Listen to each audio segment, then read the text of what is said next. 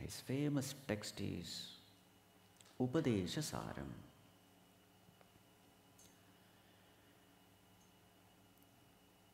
Bhagavan is very famous for his technique of self-enquiry. Who am I?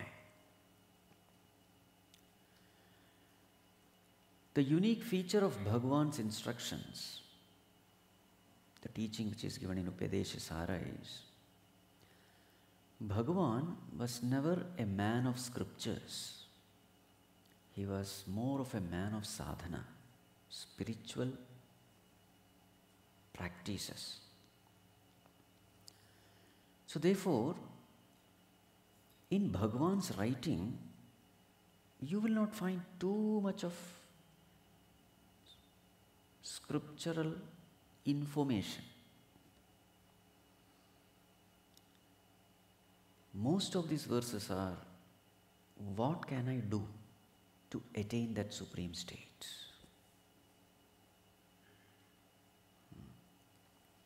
Because he himself was of that nature. He was a man of sadhana.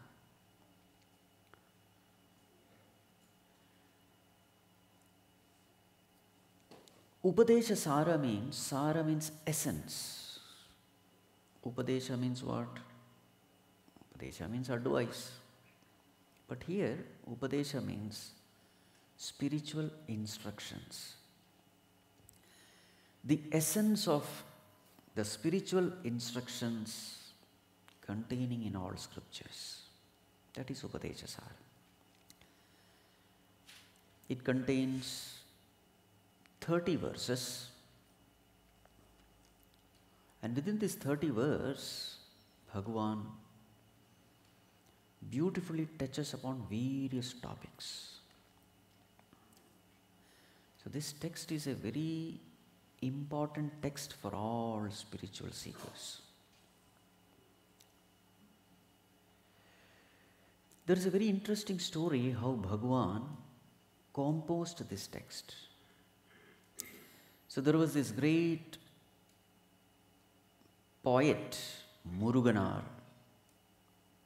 So he was writing a Puranic story from Shiva Purana in a poetic form. So the story goes thus.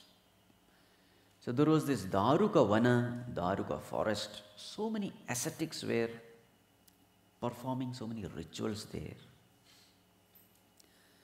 So they believed that these rituals are the way to gain the highest fulfillment of life.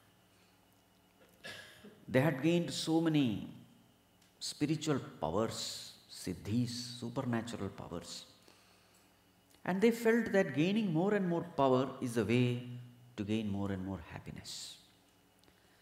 So these ascetics, in the language of the Vedas, they are called as karma kandis.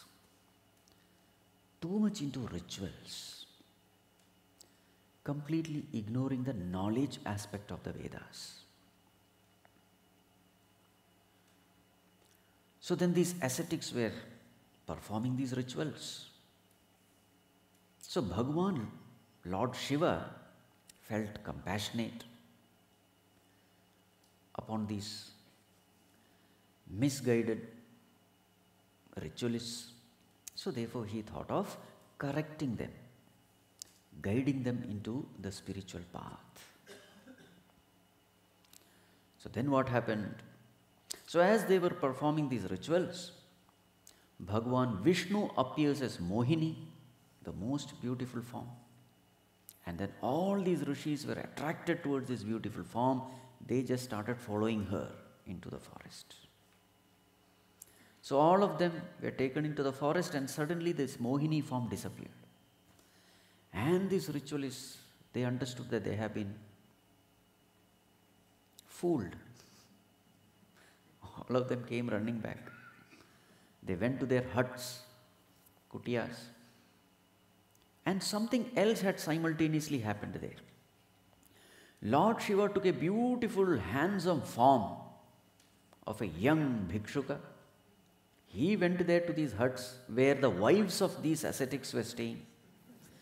So seeing this beautiful form, handsome Bhikshuka, mendicant, all these ladies started following him. So when these ascetics came back to their huts, they found that their wives were missing.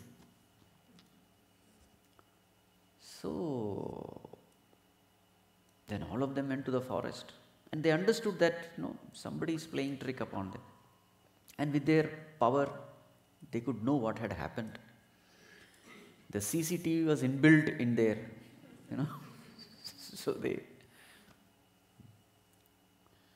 So with their supernatural powers, they wanted to know what happened here. And they saw everything. So they went to the forest. There they found this handsome Bhikshuka. Also there was this war. They attacked this Bhikshuka using all their weapons. But nothing happened to Lord Shiva. So then they understand that this is Bhagavan himself. So then they surrender unto Bhagavan. And then Lord Shiva is instructing these ascetics into the spiritual path. So when this portion comes, Muruganar feels that he is not the right person to write that portion, where Bhagavan is giving the spiritual instruction to these ascetics. So then he approaches Bhagavan Ramana Maharshi and said, "Oh Lord, you are the right person to complete this portion." So thus we have this particular portion where Lord Shiva is giving the instruction to these ascetics. This portion is what finally comes as Upadesha Sara. First it was written in Tamil, then because of the popular demand, it was translated into Sanskrit. So this is the background of this Upadesha Sara which we are going to learn. Amma, books are there? So we have this Upadesha Sara book, right? This one. So this is the book available there. There's a beautiful English translation, commentary, etc. by Pujya Guruji Swami Tejomananji. So now, before entering into this text, I would like to chant an invocation verse. So this invocation verse we will chant glorifying Bhagavan Ramana Maharshi. So we will chant this invocation verse and then we will start our study of the scripture. So please repeat once. Antaryascha bahirvidhutatimiram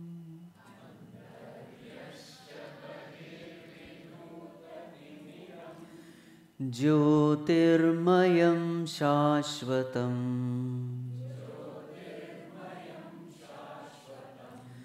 Sthanam Prapya Virajate Vinamatam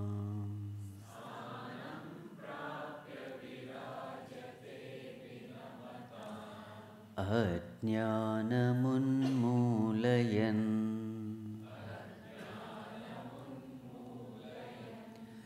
Pashyan Vishwamapidamullasatiyo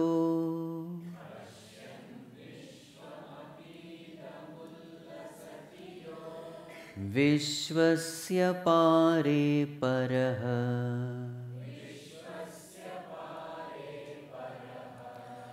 Tasmai Shri Ramanaya Loka Gurave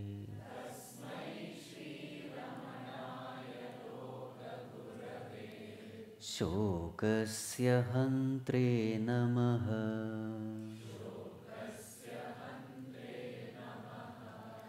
Tasmai Shri Ramanaya Loka Gurave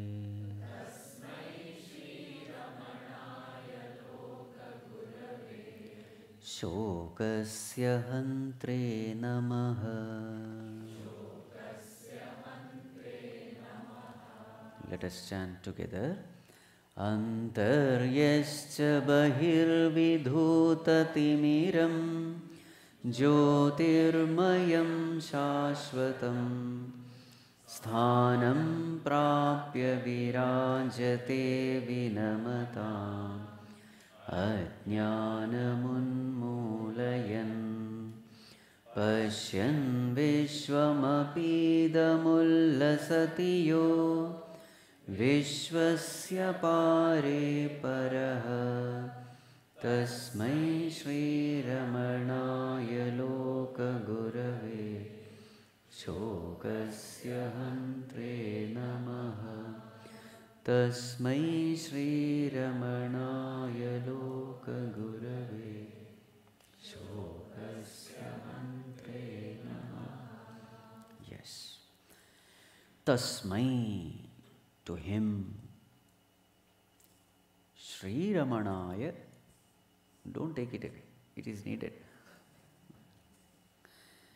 Tasmai, to him. Who is he? Sri Ramanaya, to that Ramana, Loka Gurave, the world teacher. Who is he? So who is he? That is a description. The whole thing is the description of who Bhagavan Ramana Maharshi is. So what is his attainment? What is he doing? How is he great? Antaryascha bahihi vidhuta timiram. Vidhuta, having destroyed. Timiram, the darkness of ignorance. Timiram means darkness. Having destroyed the darkness of ignorance. Where is this darkness of ignorance? Antaha bahihi, inside and outside. The darkness of ignorance which is inside itself is projected outside. So what is the ignorance inside? Not knowing oneself. So what is that ignorance? Considering that I am this body. That is the ignorance inside. How does it express outside? So when I consider myself as a body, I consider everything, everyone as a body. So then there is difference. I am different, he is different, she is different. There is all differences. The vision of plurality. So inner ignorance expresses as outer ignorance also. And therefore, once you know who you are, you have known everything. Once the inner ignorance destroyed, the outer ignorance also is destroyed. Just like the dream. The moment in the dream world, the moment I come to know myself as I am, that very same moment I come to know the reality of the dream also, isn't it? The moment I come to know that I am the waker, what happens to the dream world? I come to know the whole dream world is also an illusion. So what is the first step? Knowing myself is the first step. The rest, everything falls in place. So antaha, then bahihi, vidhuta timiram. After having destroyed this ignorance, now what is his condition? Jyotirmayam shashvatam sthanam prapya. Having attained prapya, sthanam, that abode. What is that abode? Jyotirmayam, of the nature of jyoti, light. Shashvatam, of the nature of permanence. That permanent, supreme, brilliant state, abode, so that is the state of consciousness. So that consciousness is called jyoti here.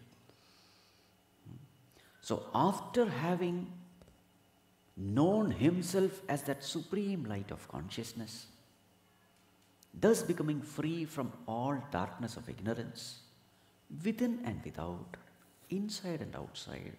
Now what is he doing? Ajnanam unmulayan. Unmulayan means uprooting. Along with the root, when you uproot, that is called unmulayan. What is he uprooting? Ajnanam, ignorance. Whose ignorance? Vinamatam. Those who have bowed down to him, surrendered unto him, approached him with all humility. Bhagavan Ramana did not remove the ignorance of those people who never approached him, or who approached him without the right attitude. Vinamatam ajnanam unmulaya. Those who approached him with all sincerity, with all humility, with all surrender, with all love and affection. Yes, ajnanam was removed, ignorance was removed. So in this way, Bhagavan Ramana Maharshi is virajate, shining. How is Bhagavan Ramana Maharshi different from us? Pashyan Vishwam api idam. Idam Vishwam Pashyan api.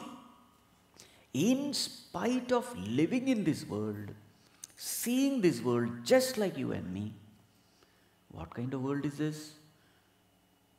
Dukkhalayam ashashvatam. This world which is an abode of sorrow, where there is only misery everywhere, imperfections everywhere, everybody is crying and weeping, everybody is miserable, everybody is suffering from various kinds of psychological problems, anger, hatred, greed, jealousy. He was also living in the same world,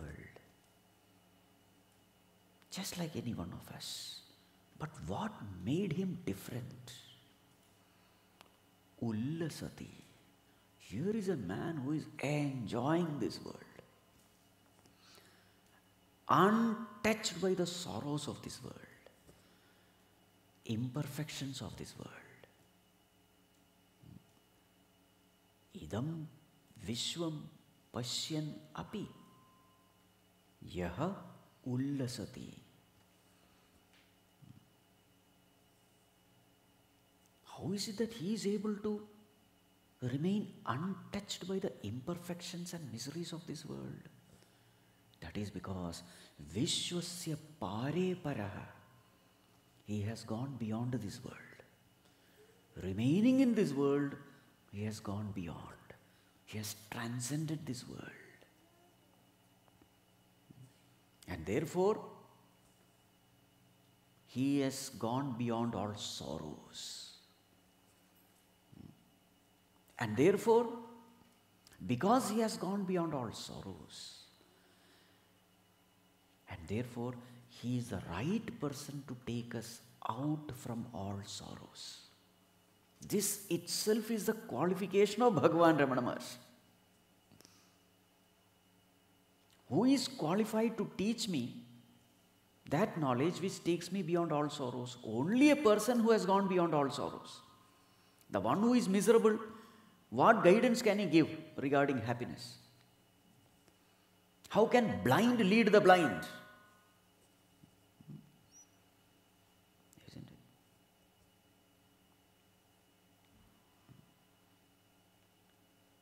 Andhena niyamanaya thandhaha, Kathopanishad says. The whole world is the blind, they are leading the blind. I know the way, come, follow me. He himself is blind and he is guiding everyone. No, here that is not the case. Bhagavan Ramana Maharshi is abiding in that supreme state of bliss. Even when cancer was detected in his body, even when operation was happening, he was just watching the body as though it was somebody else's body. He was untouched. Such a person alone is fit to become world teacher. Such a person alone is fit to take us out from all sorrows and miseries and limitations and imperfections. To that Ramana, Lokagurave, Shokasya Hantre destroyer of all sorrows. To that Ramana,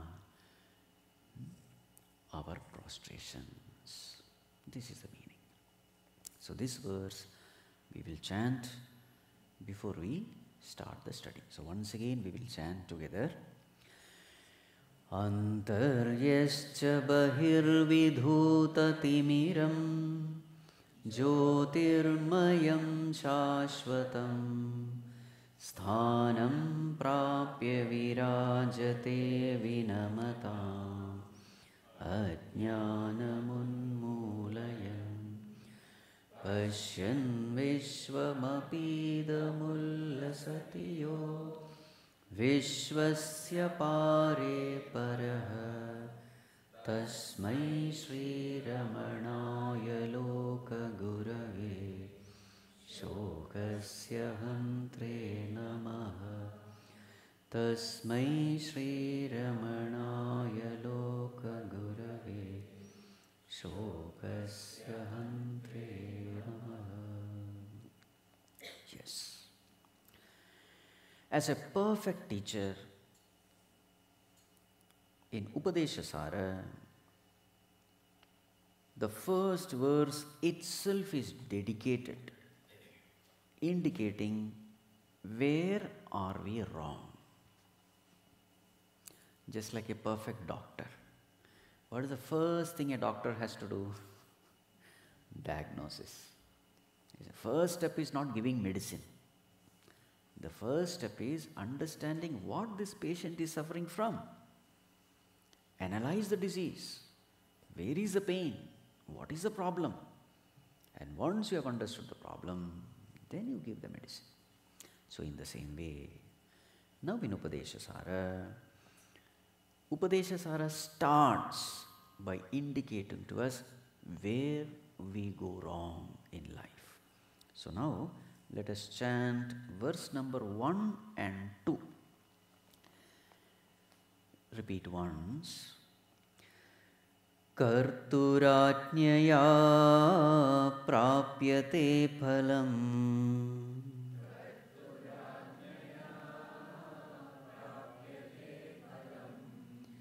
Karma kim param karma tajjadam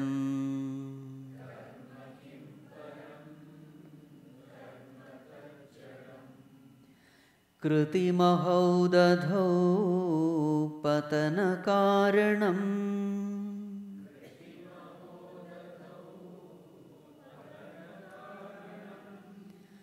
Phalama shashvatam gati nirodhakam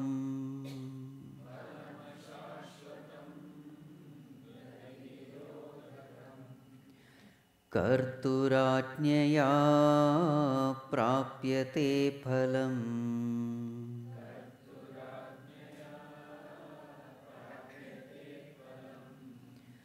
Karma kim param karma tajjadam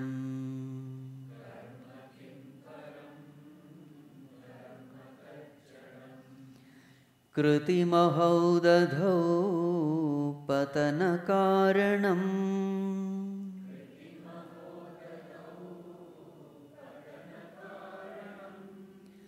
Phalama shashvatam gati nirodhakam.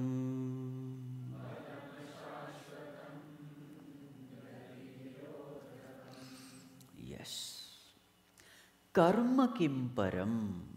How can action be supreme? The problem is indicated. Where are we going wrong?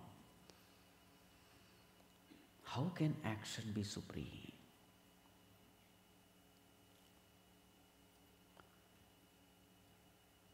So, a true teacher has to point out what is the wrong path which we are taking? Why is the path wrong? What will be the end result of this wrong path? How this wrong path will create suffering for us? What is the right path? And how to walk the right path? This is what a true guru should do.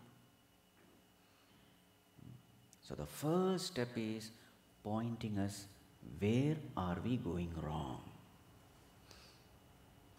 So what is the mistake we are doing? The mistake we are doing in life is we have considered karma as param. Bhagavan Ramana Maharshi is questioning this equation which we have made in life. Param means supreme. So therefore, before we enter into this, first of all we have to analyze our life, analyze our experiences, analyze our philosophy of life, because only then this can be understood. What is our philosophy of life? We find that whenever we fulfill our desires, we are happy. Yes or no? Yes. Whenever I get my desires fulfilled, I become happy.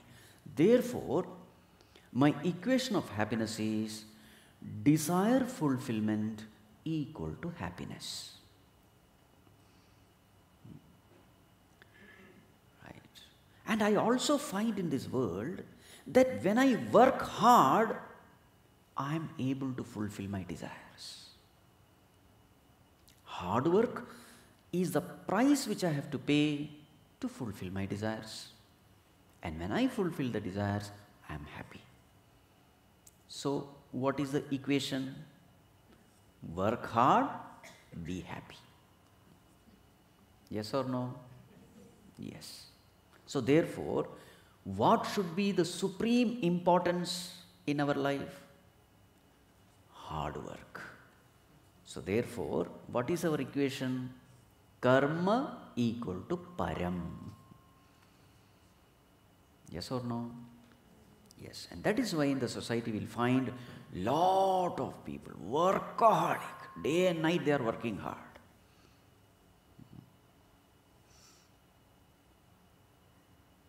Right? As a student, I worked hard, studied hard, and every time I studied hard, I got good marks. Better the marks, greater the happiness. So therefore, that inspired me to work hard, more and more. Again, after getting a job, I worked hard for promotion. Hard work means what? More money. So therefore, again, hard work was given importance. In business also, I worked hard. Success, name, fame, award, reward, recognition, wealth, possession, all these are connected to one thing. What is that thing? Hard work, karma. And therefore, what is my equation of life? Hard work is happiness. Harder I work, greater the happiness. Bhagavan Ramana Maharshi is placing his finger right where the problem is. As I told you, Bhagavan doesn't waste time in useless talks. Direct to the point. By the way, he is a man of minimum words. Those who have studied his biography, they know. Most of the time he would sit silent. But when he finds that some devotee comes with lot of problems, then he would open his mouth out of compassion for him. Otherwise, Bhagavan was ever silent. Bhagavan comes directly to the problem. Bhagavan says, this is the mistake which you have made. What is the mistake? You have considered karma as supreme. Remember, Upadesha Sara is not meant for any Tom, Dick and Harry. These instructions can be misunderstood. That topic I will come later. Okay. Because this will be Amrutam for a lazy fellow. I knew karma is not supreme. That topic we will take up later now. So now, we are talking of a particular category of seeker who has reached a particular level of evolution where he is working hard And he has got everything in life. Name, fame, power, position, everything. But still, he is feeling some kind of hollowness, emptiness in life. If you ask this person, he will say, yes, I have everything, but still, somewhere I am not finding fulfillment. I have wealth, I have a very good family, all are doing good, everything is fine. But still, I am still finding out what is the meaning of life. So this text is addressing that category of people.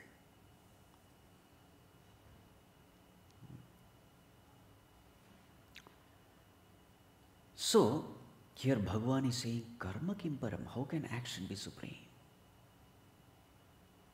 Karma ta jadam, action is jada, inert.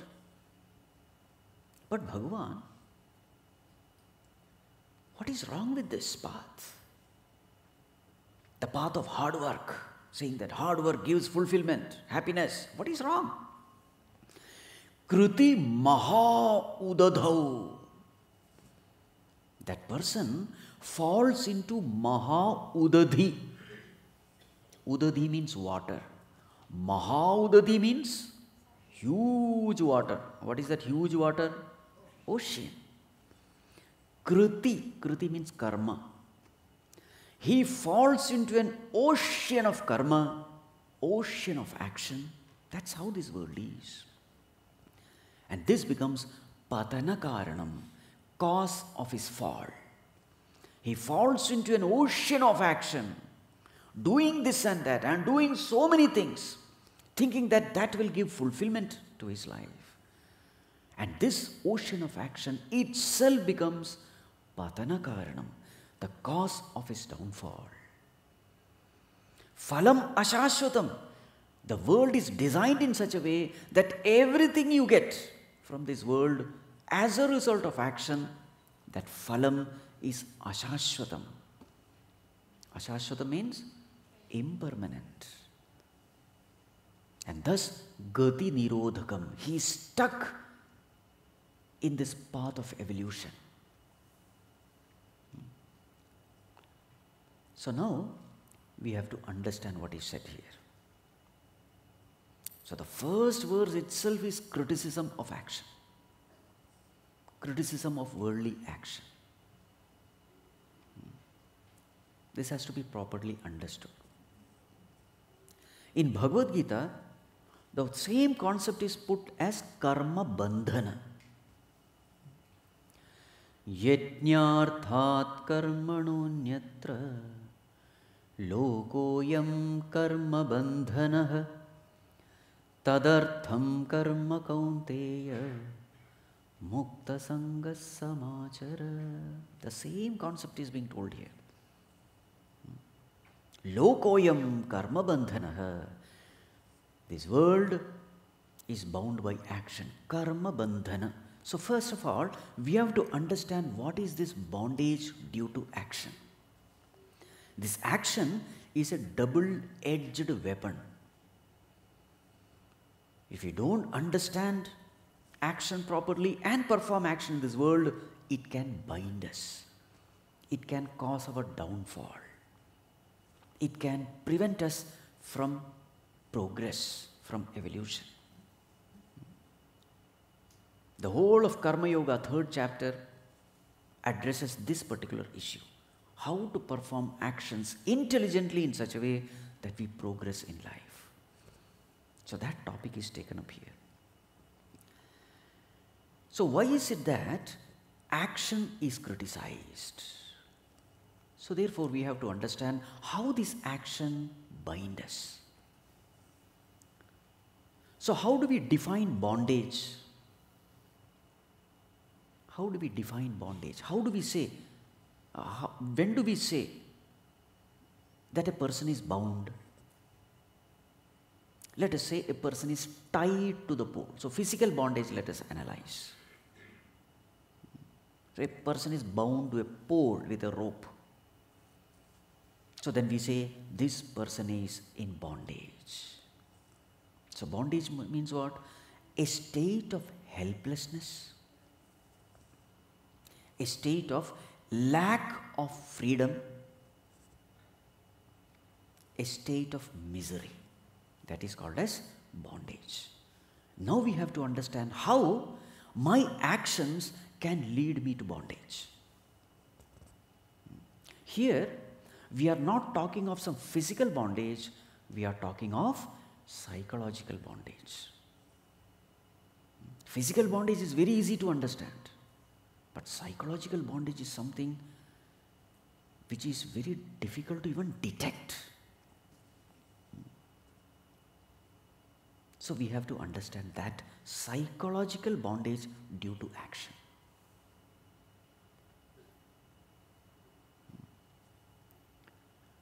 Point number 1, every action can give only a limited result, because every action is finite.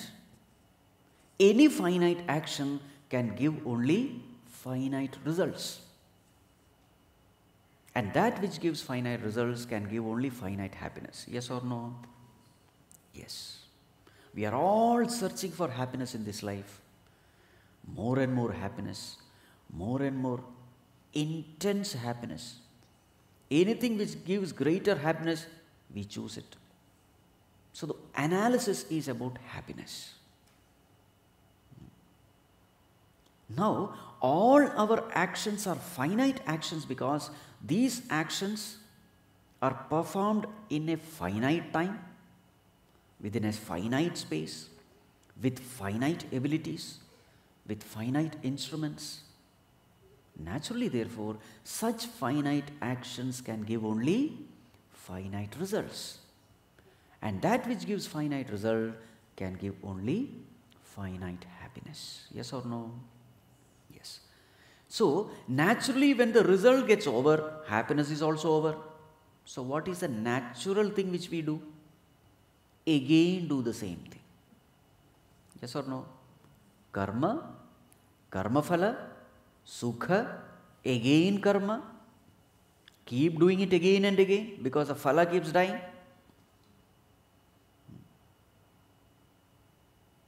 Ashashvatam phalam. It's all because phalam is ashashvatam. Now you see a vicious cycle here.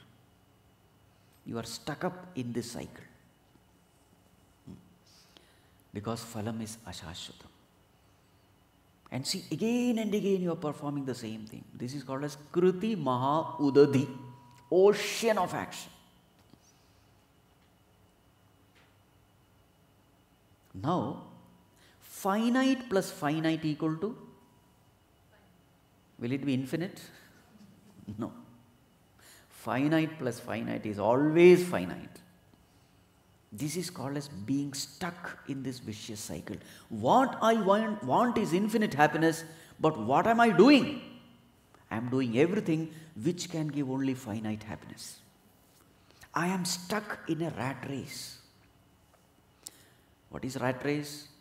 Even if you win, you remain a rat. This is called as rat race.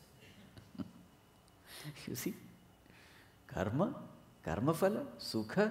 That sukha is over because karma phala is over. Again perform karma.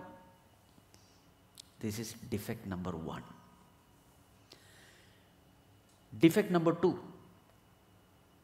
The results in this world, they are absolutely uncertain. There is no guarantee that you will get what you are desiring to get. I may desire to have a first rank. I may study hard also. There is no guarantee you will get first rank or the percentage. I may work hard, play well, but there is no guarantee I will win the match. Everything is uncertain. So whenever there is uncertainty, mind is occupied with all negative emotions. What are the negative emotions? Worry, anxiety, stress, tension, fear. Now, are you able to see the bondage there? I don't want tension, but I am helplessly tensed. This is called as bondage. Psychological bondage. I want peace, but I am not able to attain that peace. See, as though I have been tied, as though my freedom is restricted. I don't want these negative emotions, but I cannot but be entertaining these negative emotions. This is called as helplessness. This is called as bandhana, bondage. And because it is born out of action, it is called as karma bandhana. I am stuck. All because I am performing action for the sake of results. So this is defect number 2. Defect number 3. I am performing actions to get what I like. So what kind of action is it? All karmas are raga, dvesha, prerita karma. I want that which I like. I don't want that which I don't like. Because whatever I like gives me happiness, whatever I don't like gives me misery. So karma, karma phala, after karma phala what? Sukha dukkha. Karma phala is always sukha or dukkha, joy or sorrow. I work hard, I get something. Either I like that thing, if I get what I want, or I don't like that thing if I don't get what I want. So karma, action, karma phala, results comes. After result what? Sukha dukkha. After sukha dukkha what? Raga dvesha. I like what gives me happiness, I don't like what gives me misery. Now after raga dvesha what? Again raga dvesha prerita karma. Are you able to see the cycle? Karma, karma phala, after that sukha dukkha, raga dvesha, again karma. Now again a vicious cycle. In this vicious cycle what happens? Raga dvesha becomes very intense. I keep on doing what I like. Slowly what happens?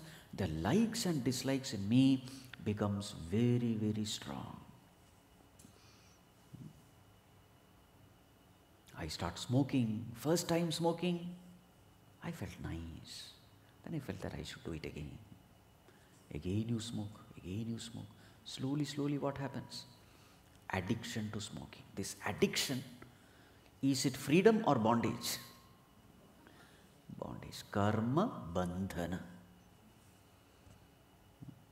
I get addicted to drinks, I get addicted to drugs. Even tea and coffee is also a kind of addiction. There are so many addictions. All these addictions have come following this cycle. I did it, I liked it, therefore I kept on doing it, and a time comes when I say, without this I cannot live. It is not only addiction with respect to things, it can be addiction with respect to beings also. Without this person, my life is empty. I cannot even think without this person. What is it? Freedom or bondage? It is nothing but bondage. It is nothing but slavery. The moment you say, I cannot exist without this, that becomes slavery. Right. So this is the third defect of karma. We get addicted to likes and dislikes, raga dvesha. Krutimaho udadhau patana karanam. This is called fall in the ocean of action. Losing our freedom is called fall. Becoming helpless is called fall. Going through all these negative emotions is called fall. Now the fourth one. Whenever actions are performed, a result has to come. This is a law. So now I am performing so many actions.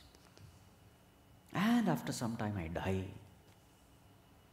And there are so many actions which has not given me results.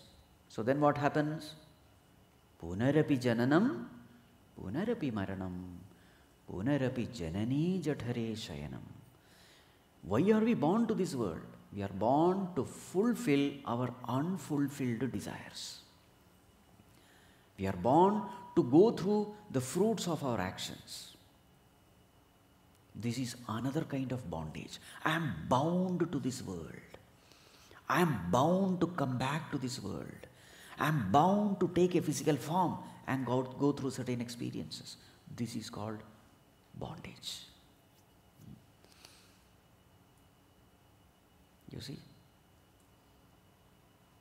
All this bondage because of what?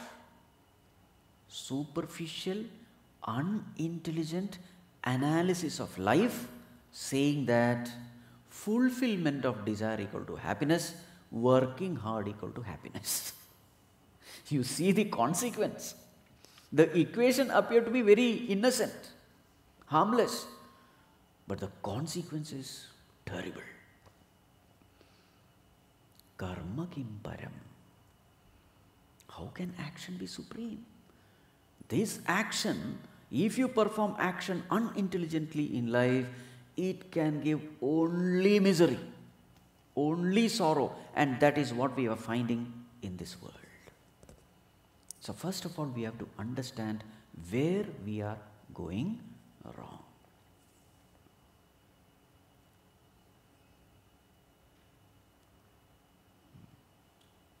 Bhagavan, I don't find anything wrong in this equation. Work hard, fulfill your desires, and be happy. Bhagavan, will you please tell me where exactly did I make this mistake? So Upadesha Sara starts with the name of the Lord. My dear child, you have done a big mistake. Biggest mistake. And this biggest mistake is you have forgotten God.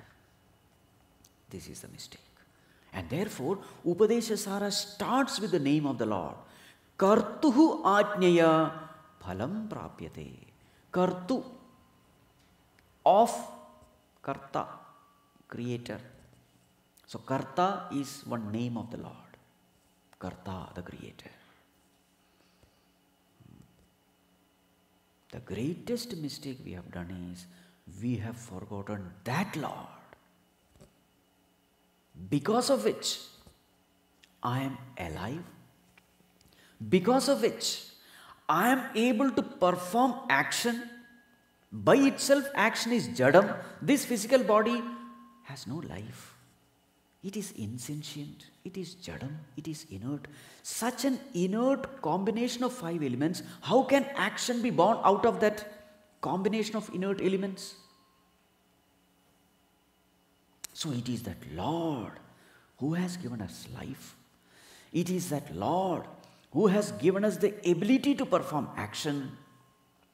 It is that Lord who has given us the abilities and talents. It is that Lord who has given us all the resources. It is that Lord Himself who is inspiring me to put forth effort. It is that Lord Himself who is giving results also. Kartuhu ajnaya phalam prapyate. By His command I get the result. And then everything is given by the Lord. And you think you can be happy by forgetting Him? Are you able to understand? This is the mistake. We want to be happy forgetting Him. Impossible. A person who is ungrateful can never be happy. This is the mistake in this equation. Because in this equation, God is conveniently taken away. Work hard, fulfill your desire, be happy. That ability to work hard has come from Him. Resources to work hard has come from Him. Results have come from Him. And you want to be happy without Him? Are you able to understand? So what is the mistake? The mistake is forgetfulness of God. And what is the result of this mistake? The result is punarapi jananam, punarapi maranam. Repeated birth, repeated death. What is this? Nothing but bondage. And this is truly should be the result of a thief, It should be the consequence. Who is a thief? Thief is a person who steals things which doesn't belong to him. Isn't it? Nothing belongs to us. Everything belongs to him. The moment I say everything is mine, I did it, you are a thief. And the punishment for a thief is imprisonment. And that's what we are all going through. We are imprisoned in a prison. What is that prison? This physical body. We are caged in this limited body, which is a temple of all diseases. Shariram khalu vyadhi mandiram, it is called. An abode of disease, that is this body. We are packed into it, stuffed into it, and we are all suffocating inside. Not one birth, birth after birth. What is the mistake we have done? What we have done? We are all thieves. What have we stolen? Everything. Okay. No, Swamiji. Isn't it true that in my success, there's a famous saying, Tan Padi Devam Padi. 50% God, 50% self-effort. To the extent you give some percentage for yourself, taking credit for your success, to that extent you will be bound.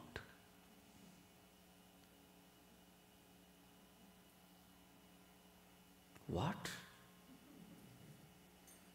To the extent you take credit for your success, you are bound.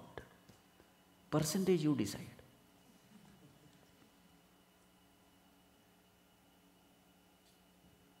No, Swamiji, how can you say that all God? I have also put forth effort. I have gone through pain, suffering. Okay, how much percentage do you give yourself? At least 10%, Swamiji. That much you are bound.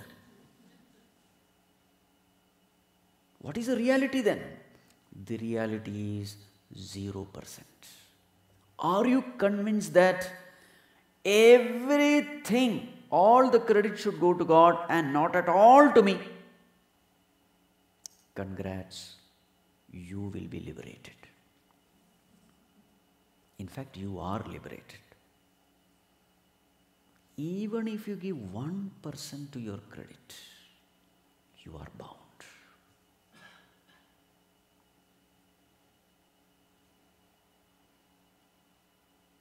Are you able to understand what I am trying to say?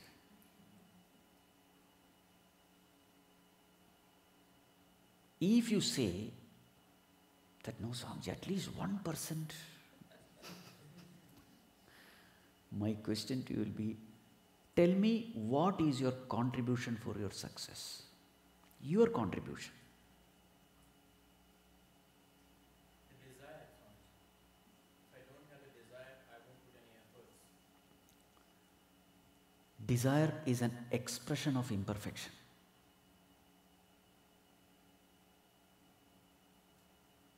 Who is the person who desires? The person who feels unfulfilled is the person who desires. A person who is totally fulfilled has no desires.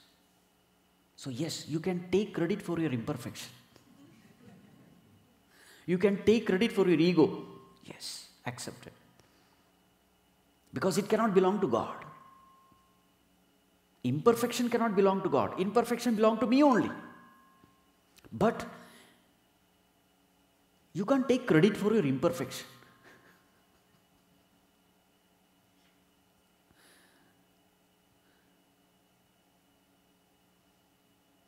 I say, I have attained this, I have gained this, I have become this, all because of course, God's grace, but my self-effort.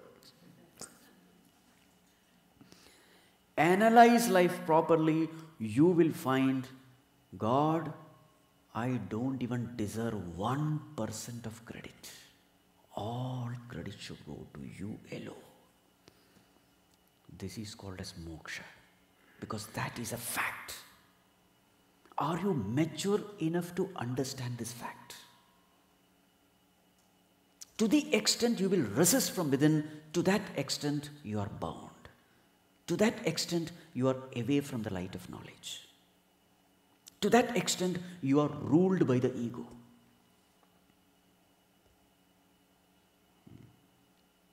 This is what is being said here.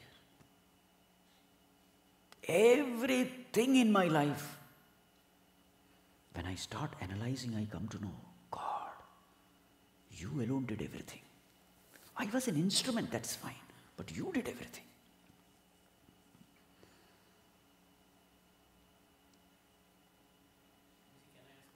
Not now, later. And that's what we find in Sundarkand. Hanumanji does everything. He's the one who crosses the ocean. He's the one who finds Sita Mata. He's the one who burns the entire Lanka. He does things which is unimaginable. And when he comes back, Bhagavan himself is praising, Hanuman, I'm not even able to stand in front of you. How did you attain all this? How did you achieve this? You have achieved the impossible. I'm being weighed down by that feeling of gratitude. I'm so indebted to you, Hanuman. I'm not even able to stand in front of you or even to look at you. When Bhagavan is saying all this, you know what Hanumanji did? Any other egoistic person would have been bloated. Bhagavan himself is saying, how can he be wrong? He must be right. This is the way we will think. What did Hanumanji do?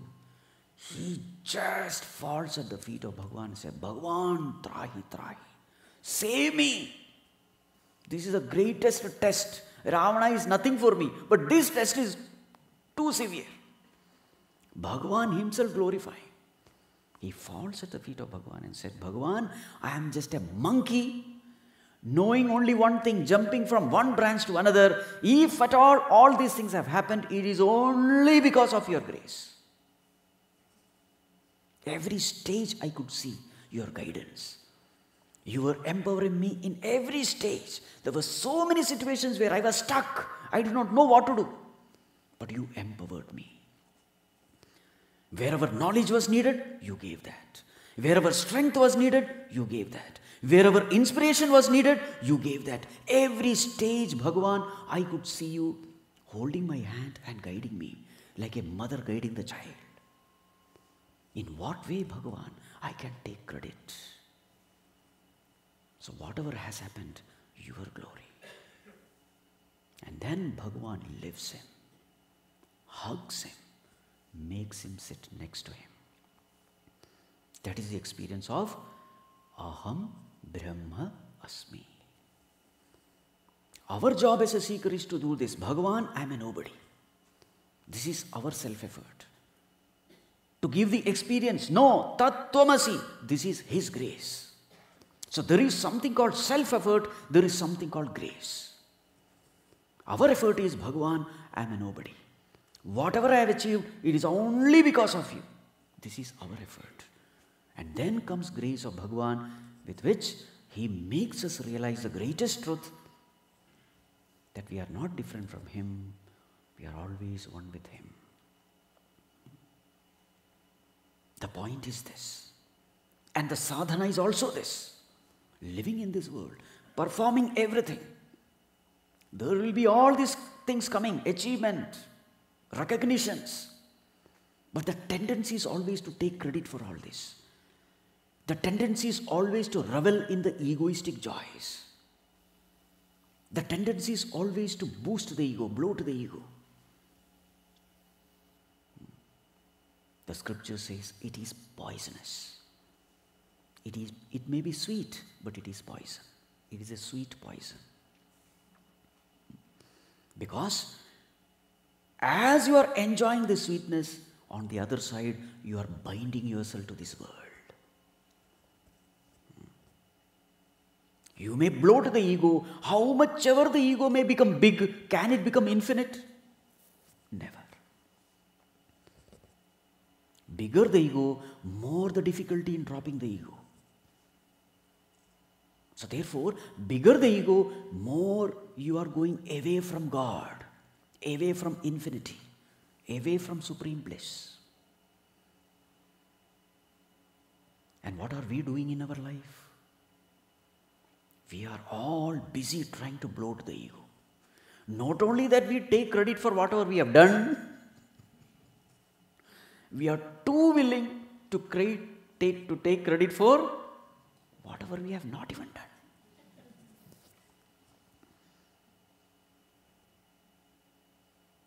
Isn't it?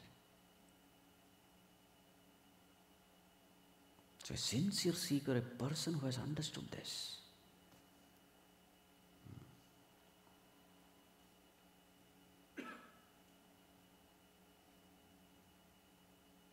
karma kim param. How can action be supreme? Every credit should go to God. He alone deserves all credit, all praise. So it is said in Ramcharitmanas how Hanumanji was flying, when he was crossing Lanka, when he was crossing ocean. It is said there, he was like the arrow shot by the Lord. Arrow never takes any credit. If you see, it is the arrow which is doing everything. The speed you find in arrow. Hitting the target, you see it by arrow. Direction, you see in arrow. Everything you see the arrow, you don't see the shooter. So natural tendency to give credit all to the arrow. But actually, whom do you give credit to? The shooter. In the same way, Hanumanji, when he was flying, it was like the arrow shot by the Lord. You see, that was the kind of egolessness which Hanumanji expressed. And therefore what happened? He became a perfect instrument in the hands of the omnipotent Lord, all-powerful Lord. So therefore in Hanuman you find infinite wisdom, infinite strength. Because once you are held by the infinite, your power becomes infinite. That is a message. But for this, the most important thing is we have to empty ourselves. As they say, the beautiful music of the Lord comes from the flute. It is only because the flute has emptied itself. So this is all what we have to do in life. Empty ourselves. Emptying ourselves means what? Keep the ego away. The fact of life is, it is He who is doing everything. Surrender unto Him. Once the ego steps aside from us, there's a beautiful saying of Gurudev. To the extent ego enters, to that extent Lord vanishes. In our heart there is only one place. In the throne of heart there is only one seat. Simhasana it is. It is up to you whom you want to coronate. Either the ego or the Lord. If you put ego there, Lord is far away. But if you remove this ego, Bhagavan occupies.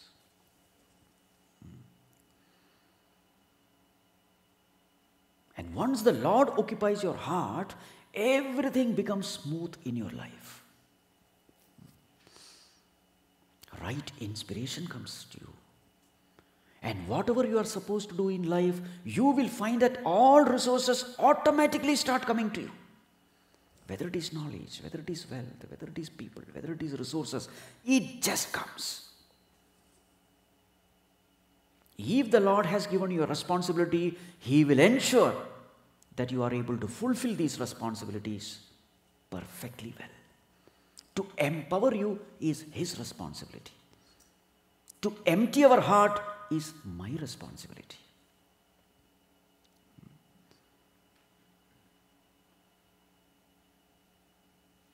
Right. This is called spiritual living. But how are we living? Ego is ruling now. And what is the ego? Egoistic joy. All filthy joys are egoistic joys. Taking credit, boasting oneself, hypocrisy, showing off. I am a great person. They are all filthy joys of life. It's all because who is ruling me? Not the Lord, but the ego.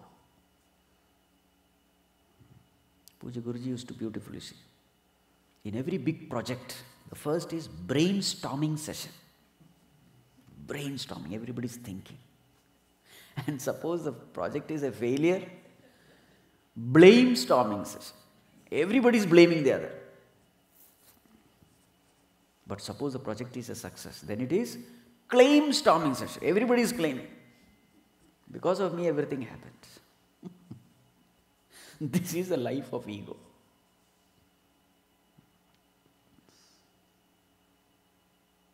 Such a person is inspired for action. Remember, when karma kimparam, we are not actually criticizing action there.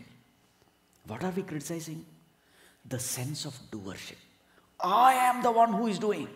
That is being criticized.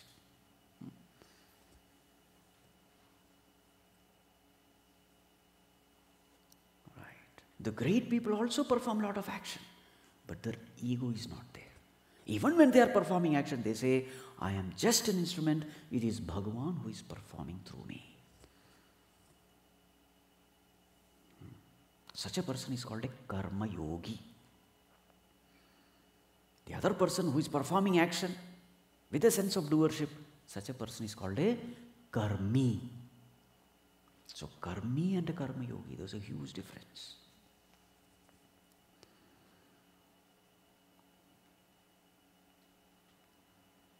So therefore, the next topic comes now. What is karma yoga? Bhagavan, now I understand my mistake.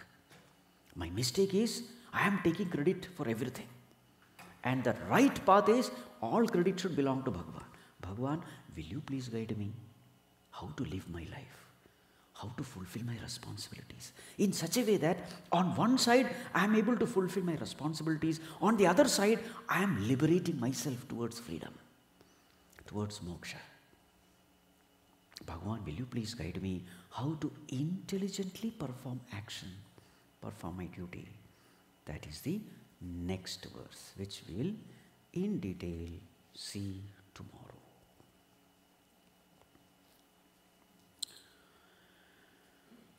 मानस भज रे गुरु चरणम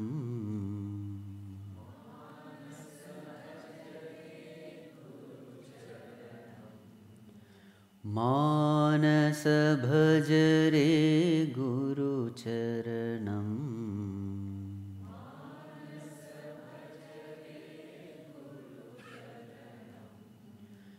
दोस्तर भव सागर तरणम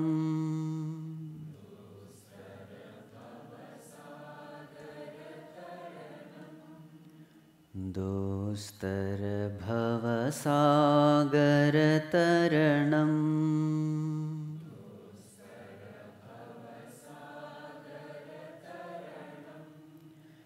गुरु महाराज गुरु जय जय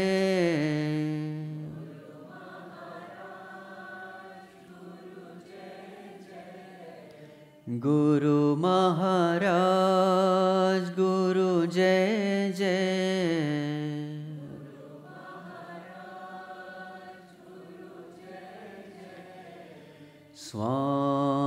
स्वामीनाथ सद्गुरु जय जय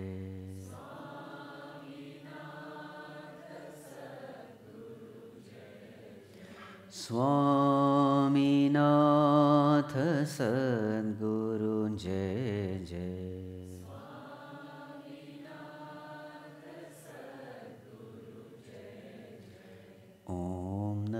Shivaya, Om Namah Shivaya.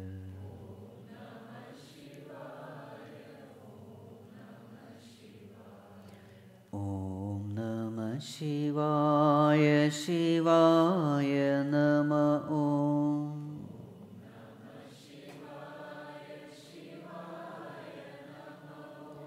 Om Namah Shivaya, Shivaya Namah Om.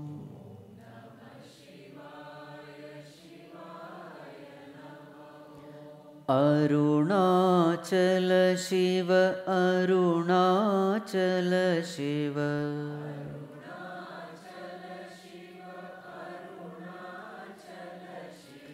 Arunachala Shiva, Arunachala Shiva.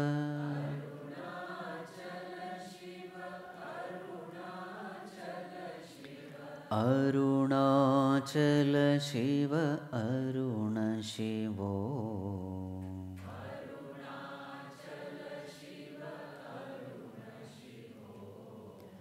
Arunachala Shiva, Aruna Shivo.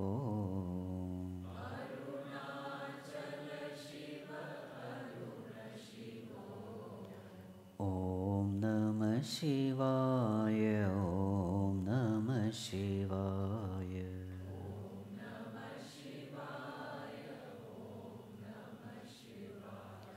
Om Namah Shivaya, Shivaya Namah Om.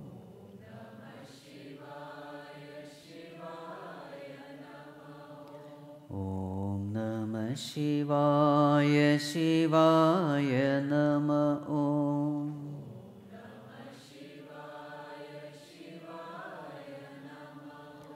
Manasa bhajare Guru Charanam.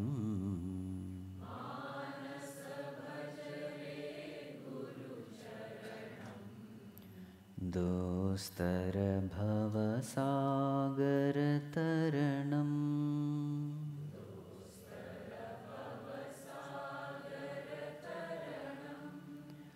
Dostara bhava sagar taranam.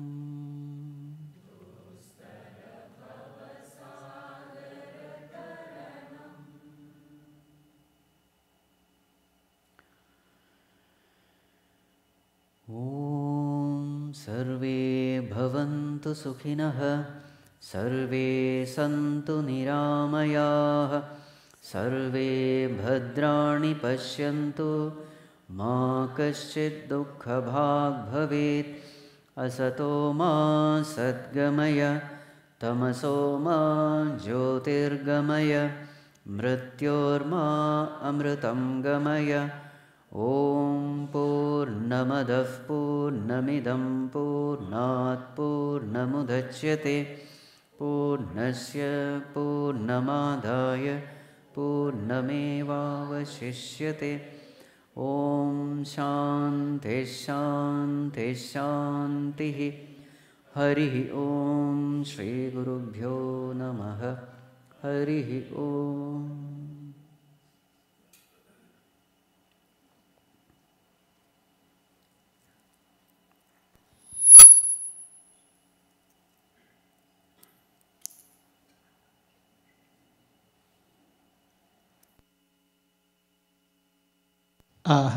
Hari Om, everybody. Thank you again for coming today. I just wanted to make a special point through the graciousness of one of our members who wanted to remain anonymous. Chinmaya Mission will be donating one tree for every person who attends this Jnana Yajna. And if you attend multiple times, multiple trees will be donated. It's in honor of Earth Day that's coming up later this month. So we want you all to come back, of course, every day, but bring your friends, please.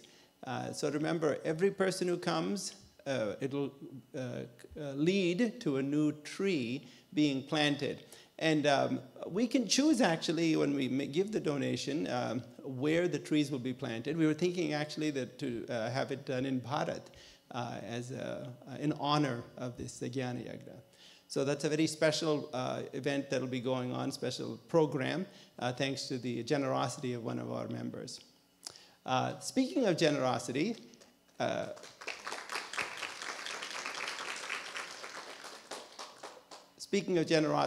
and not trying to induce any feeling of credit after Swamiji has spoken today so beautifully about not taking credit, but we want to give gratitude to the people who have helped to make this Jnana Yagna possible.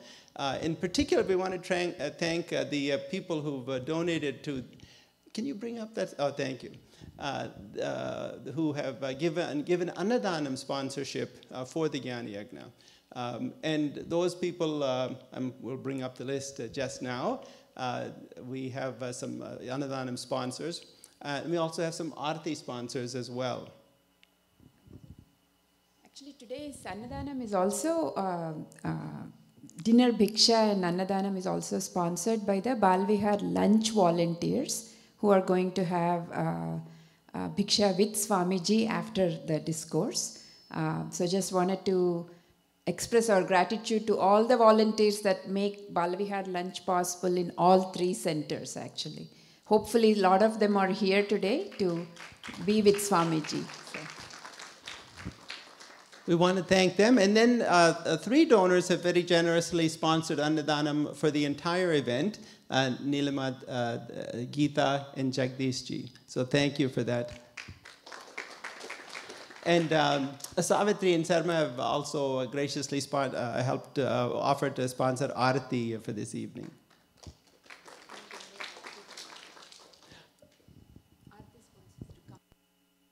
Can we get them to please come up to help us with the Aarti? Tomorrow's schedule will be similar to today. I will have a dinner at 6 p.m. And then begin the discourse at 6:45. Yeah.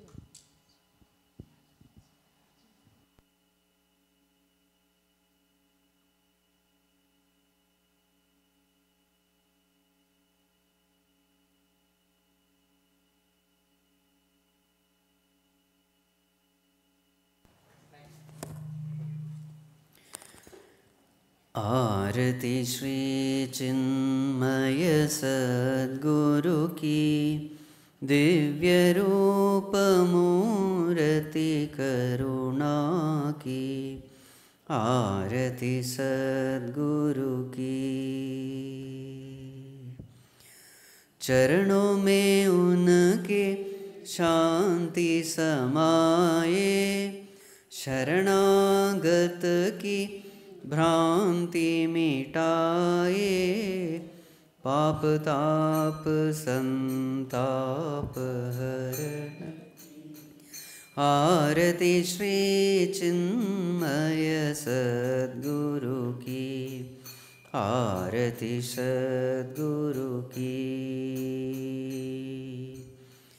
वेद उपनिषद गीता को गाया धर्म सनातन फिर से जगाया शुद्ध नीति प्रीति शंकर की आरती श्री चिन्मय सद्गुरु की आरती सद्गुरु की सिद्ध बाड़ी की तपोभूमि में नित्य विराजे गुरु हमारे भक्त हृदय आनंद स्रोत की आरती श्री चिन्मय सद्गुरु की आरती सद्गुरु की आरती सद्गुरु की बोलिए श्री सद्गुरुनाथ महाराज की जय।